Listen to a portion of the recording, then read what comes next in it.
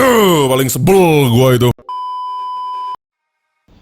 Jadi nggak tahu kenapa ya hari ini gue lagi pengen membicarakan sebuah kebenaran. Tapi jangan salah, gue bukan Papa Zola yang selalu spam kebenaran, kebenaran. Walaupun apa yang doi ngomong emang bener sih, benar tuh gak usah dibenarkan maksudnya. Anyway, kebenaran apa sih yang mau gue bahas hari ini? Nah, hari ini gue mau bahas fakta-fakta yang kalian harus tahu di dunia F1 ini. Dan mumpung masih ada 3 hari lagi pre-season testing minggu depan, jadi ya why not bahas topik ini mumpung musim belum dimulai juga ya kan? Nah, tanpa basa-basi langsung aja gue mulai.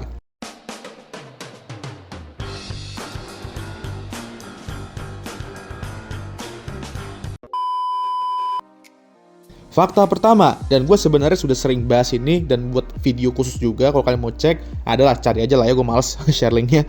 Tapi setiap juara dunia memiliki mobil yang kenceng.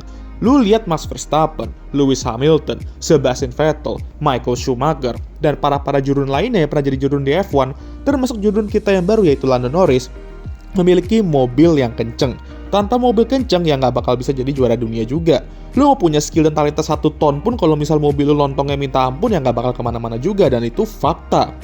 Di F1, punya mobil kenceng itu pengaruhnya 80% kalau mau jadi juara dunia. Sisanya skill dan luck ya, nanti di fakta kedua akan gue bahas. Jadi kalau kalian nih tipikal fans yang ngomong, "Elah, mobilnya kenceng kali makanya dia Jordan." Coba pembalap A dikasih mobil sekenceng itu, pasti dia Jordan. nah tinggal lu bales, betul, emang pembalap idola gue emang perlu mobil kenceng untuk jadi juara dunia. Sama juga kayak pembalap Alu itu. Ya nggak? Ya nggak? Lah, nggak gitu lah bang maksudnya. Lah, lu sendiri bilang pembalap Alu tuh juga bisa jadi Jordan kalau lu pakai mobil kenceng kayak pembalap idola gue, ya kan? Nah, checkmate.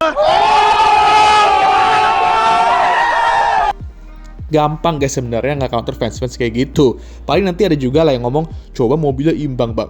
Nah ini baru bisa diperdebatkan karena kita perlu mobilnya imbang dulu kedua pembalap ini ya. Sisanya biarlah skill dan luck yang bermain gitu. Nah dari tadi gue udah mention soal luck ya. Nah fakta keduanya ialah luck itu pasti. Ketika pembalap lu juara dunia, menang atau apapun itu, faktor luck itu ada. Nih gue kasih contoh, Max Verstappen di Brazil 2024. Itu ada faktor lucknya. Sabar dulu, dengerin gua. Sepanjang balapan, oke, dia nyalip pembalap satu persatu dan menunjukkan skillnya di hujan. Tapi setelah dia di belakang traffic ular, dia dipantatin sama Charles Leclerc sepanjang balapan, dan kemungkinan kalau hujan yang gak turun semakin deras, ya podium pun susah dia dapat saat itu. Cuman, disinilah skill dan luck. Ya, gue tekenin, skill dan luck bermain. Skillnya apa? Dia berani bertahan di track dengan ban Inter bersama duo Alpine itu ketika hujan semakin deras. Visibilitas sudah buram kayak gua kalau nggak pakai kacamata, dan track udah banjir kayak Jabodetabek belakangan ini. Nah, lucknya apa? Red flag. Dan dia bisa ganti ban di situ saat rivalnya Lando udah ganti ban, dan sisanya adalah sejarah di mana dengan skill dan kegigihannya dia menyalip Esteban Ocon dan memenangkan balapan di Brazil dengan cara paling epic. Posisi ke-17 ke posisi pertama, dan dia bisa dibilang meraih gelar saat itu lah ya, walaupun secara matematis masih belum. Kita harus akui bahwa Max bisa menang balapan itu karena dia punya skill dengan bantuan luck juga dari Dewi Fortuna. Jadi jangan ke-trigger ketika pembalap jagoan lu misalkan menang terus dibilang hoki. Karena luck itu memang udah merupakan hal yang paling wajar mau di F1 ataupun sport manapun. Justru lu harusnya bersyukur kalau pembalap itu dapat luck, karena nggak semua pembalap diberkahi sama luck. Tengok ke Charles Leclerc kan, nggak ada lucknya sama sekali. Sesuai teori Saipo 2020, pembalap kalau mau jadi juara dunia itu harus ngetik atau checklist beberapa hal. Pertama ya sudah jelas harus punya skill dan talenta. Kedua, harus punya mobil kenceng dan tim yang mendukung. Ketiga, yaitu harus kenceng lucknya, dan jika salah satu itu nggak ketik aja, susah mau jadi juara dunia guys. Dan ini fakta. Gak usah ke-trigger ya guys ya. Kalau pembalap dibilang menang karena luck atau apapun itu, justru bersyukur kalau emang dapat hokinya, karena nggak semua pembalap dapatkan itu. Fakta ketiga. Nah, sebelum gue jelasin, gue mau nanya dulu ke kalian nih, dan nanti kalian bisa jawab di kolom komentar di titik ini. Menurut kalian, bagaimana pengaruh Liberty Media ke F1 sekarang? Nah, boleh tulis di kolom komentar, gue tunggu 10 detik. Ngapain ya gue tunggu ya? Kan postnya juga bisa. Nah, menurut gue sangat amat berterima kasih F1 diambil alih sama Liberty Media. Karena semenjak kehadiran mereka, F1 tuh jadi rame banget khususnya di Indonesia. Gue udah nonton dari tahun 2010-an, dan jujur nih, gue tahu rasa susahnya nyari fans F1 atau temen F1 pada zaman itu ya. Cuman sekedar tahu aja, dan itu pun mereka lebih ngerti Tamiya dibandingkan F1. Sekarang, ini gue cerita sedikit pengalaman gue ya, tapi Gue kemarin ada ke Tang City, ya, mall di Tangerang lah. Dalam waktu mungkin 2-3 jam gue di sana, gue ada nemu 3 orang pakai tim kit Ferrari. Ini tim kitnya beneran ya, bukan cuma sekedar baju logo Ferrari aja, tapi bener-bener tim kit yang ada sponsor-sponsornya, punya F1 punya lah intinya. Jadi emang udah ramai sekarang di sini yang suka F1, walaupun emang masih bisa lebih ramai lagi, gue akuin. Dan tanpa Liberty Media, ini nggak bakal bisa kejadian. Termasuk konten-konten yang kalian lihat di sosmed F1, akun tim, dan lain-lain, itu semua berkat Liberty Media. Jadi kalau kalian cuma lihat dari jelek-jeleknya aja ya, lu bakal anggap mereka bawa pengaruh jelek. Padahal pengaruh baiknya tuh banyak banget. Dan gue yakin, 80% penonton gue, itu kalian juga tahu F1 kalau nggak dari DTS, TikTok, atau sosmed kan, yang baru-baru lah kita ngomongnya ya. Ya itu karena Liberty Media juga, Bambang. Kalau komplainnya kalian itu fansnya jadi toxic lah, apalah. Hey, itu bukan salah LM, DTS, atau F1 The Movie, atau apalah itu ya. Itu emang kalian aja yang pada dasarnya toxic. Dan gue juga yakin yang fans veteran tuh toxic juga banyak sebenarnya. Cuma selalu jadiin DTS dan kawan-kawannya sebagai tameng emang dasar. Sorry, emosi. Cuman gitulah ya. Gue tuh suka sebel aja kalau ada orang bilang fans F1 toxic tuh karena DTS lah, apalah. Karena fans yang sok-sok veteran ini juga sama aja sebenarnya toxic juga gitu. Sama ini untuk para konten kreator F1 di sana ya, di luar negeri atau di sini pun ya, lu boleh kritik kinerja Liberty Media. Karena gue sendiri akui Liberty Media tuh nggak sempurna. Mereka juga buat keputusan yang gue pun nggak setuju sama sekali. Tapi lu juga jangan ikut-ikutan toxic merasa Liberty Media merusak F1 lah, apalah, hei kocak. Kalian tuh harusnya bersyukur ada mereka di F1 sekarang. Konten kalian jadi rame, karena penonton juga meningkat, dan bahkan kalian pun juga lebih leluasa bikin konten gitu ya.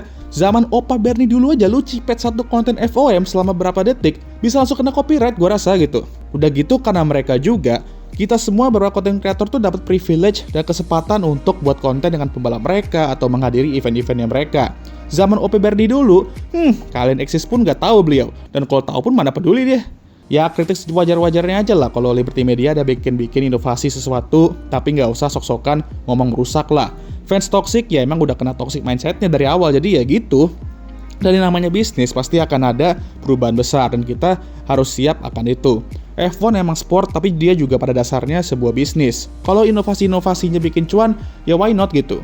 Makanya kalian juga harus berbisnis dulu biar paham mengapa Liberty Media melakukan hal-hal yang mereka lakukan ini ke F1. Nih gue coba tanya sama kalian, seandainya kalian punya bisnis nih, ya nggak usah F1 lah apapun itu. Kalian berpeluang untuk mengundang artis ternama untuk hadirin event kalian dan bisa bikin rame. Yakin kalian menolak? Padahal bisa dapat revenue banyak dari situ, dan engagement juga tinggi. Kalau kalian nolak, ya gue nggak ngerti lagi sih jujur.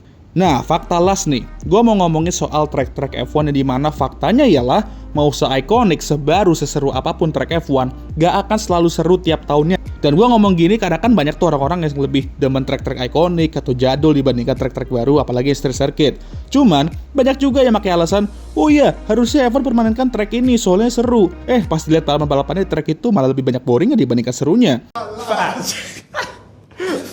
Cuman mereka ngomong seru karena itu track ikonik dan udah ada ikatan emosionalnya lah ya dari masa kecilnya atau apapun itu. Coba kalau track baru, apalagi street circuit, terus boring, langsung dibilang, alah, remove aja dari kalender track ini, asem semua balapannya. Contoh ya kayak Jeddah, Las Vegas, Miami, dan sekarang Madrid lah ya, track-track baru itulah gitu kan. Kalau kalian bilang layoutnya sampah, ya itu selera masing-masing lah, karena setiap orang pasti memiliki preference layout track seru menurut keyakinan mereka. Cuman kalau soal racing wise ya, jujur aja lah, gak ada track yang selalu menyajikan balapan seru. Pasti ada boring-boringnya, dan begitu juga kebalikannya. Seboring-boringnya Monaco, ada juga kok balapan di mana Monaco tuh seru juga. Balapan seru tuh gak selalu dependen sama track, tapi mobilnya tuh kayak gimana, kekacauan-kekacauan apa aja yang bakal terjadi, atmosfer fansnya tuh kayak gimana, dan sebagainya. Menurut gua, track-track kalender F1 sekarang tuh ya udah oke lah, semuanya memiliki faktor seru yang berbeda-beda. Cuman gue pun setuju kalau ada beberapa track ikonik yang harusnya comeback, tapi ya kalau tidak ada duitnya ya gimana gitu. Kurang lebih begitu aja untuk video fakta-fakta kali ini ya. Emang fakta tuh kadang menyakitkan ya, tapi ya udahlah. Kalau ada yang belum gue sebutin, kalian boleh juga tulis di kolom komentar ya. Jadi begitu saja untuk video kali ini. Gimana menurut kalian?